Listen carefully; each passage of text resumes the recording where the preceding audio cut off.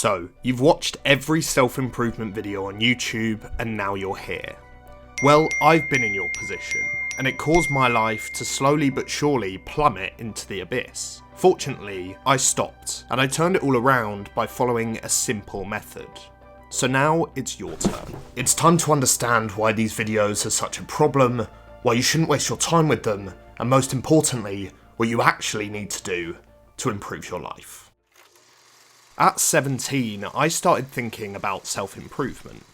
Over the following years, I started reading books by Jordan Belfort and watching Gary Vee videos. I'd start discussing them with my friends, feeling like I was taking my life to the next level, like I was living on some sort of higher plane of knowledge. So I kept consuming fitness influencers popping up left and right, business gurus, self-help books, more and more and more, building that knowledge.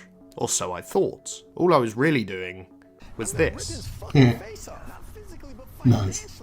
And it took its toll. I'm sure you know the impacts that social media can have on mental health, and that sort of hustle porn, life advice, screw everyone else sort of content slowly grated on my confidence, and then mutated into anxiety about how I'd never really achieved anything that I wanted to, nothing that any of these people were telling me to achieve. But the thing was, by scrolling relentlessly, watching and reading, all I'd ever actually done was learn what other people who I don't know and who don't care about me individually said I should do. I had no idea what I actually wanted, I had no idea where I was going, and to be honest, my life was in as bad a spot as it had ever been. And at my lowest point, something started to make sense to me.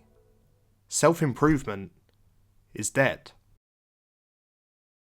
It's uncomfortably simple out there, which means it's ridiculously complicated. What do you What do I mean by that is, with the money that you make? How do you no take the different. money What that you I'm gonna have talk and to you put it about, to whether work it's for you to life or make even business more right money? now, Is really no different massive than if this was respect a and health congratulations for conference. enrolling onto the I would Property come and they would Investors say, Academy. Well, if you think you are a Sigma or are simply interested in discovering more about this personality type, then keep watching this video until the end. Self-improvement, that beautiful genre of content, is dead and a complete waste of time to focus on. Is this video all a bit ironic? Maybe. But hear me out. Every bit of content I'd been watching had been incredibly generic. There was nothing actionable beyond watching whatever the next video was, the action I would frequently take. None of it was tailored towards the situation I was in. A lonely man looking for some basic life improvements so that I didn't feel so depressed all the time. This generic content did nothing more than perpetuate that there wasn't a huge amount that I could do.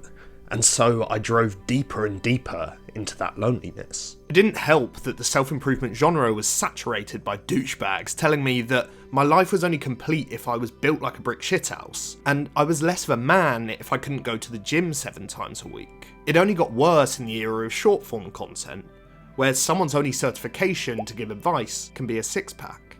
This causes perhaps the worst side effect of the self-improvement genre. The longer you spend consuming this sort of thing, the more you read and listen to generic advice from toxic and stereotype-driven people, the more impact it will have on your body image, your mental health, and your confidence. Almost more importantly though, the longer you consume, the less time you're spending taking genuine steps towards a better life. So, how can you actually do that? What can you do to make those positive changes?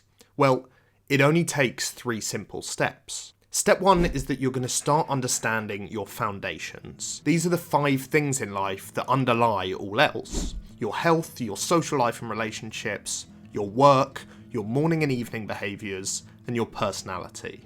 You're going to spend 5 minutes answering one question for each. On a scale of 1 to 5, how happy am I with my current state for each of these? This will provide you your baseline and teach you what you should be focusing your time on. The lower the score, the more focus it needs. But this all needs to be tailored, so step 2 means taking 5 to 10 minutes to jot down everything that you truly value in life. Do you draw more value from your social life than your work? Do you truly wish you could be more confident or just a bit less anxious? Is being ripped a true goal, or do you just want to make sure you're healthy? This will highlight which of the foundations are genuinely important to you and where your focus will have most impact. Then finally, step 3 is action. You're going to start to act on what you want to achieve. Pick one thing, whatever feels most important relating to your foundations and your values, and make it the only thing required to make each day productive. It could be going for a walk or a run. It could be spending an hour doing focused work in the evening. It could be going to sleep an hour earlier. Whatever it is, you're going to keep it up consistently until you start to feel that you're doing it naturally, automatically, and you're going to track it every day. Then, once it feels natural, and you don't even have to remind yourself to do it, you move on to the next priority thing. You set your mind to one thing at a time, and it means your focus can really go into making this a habit.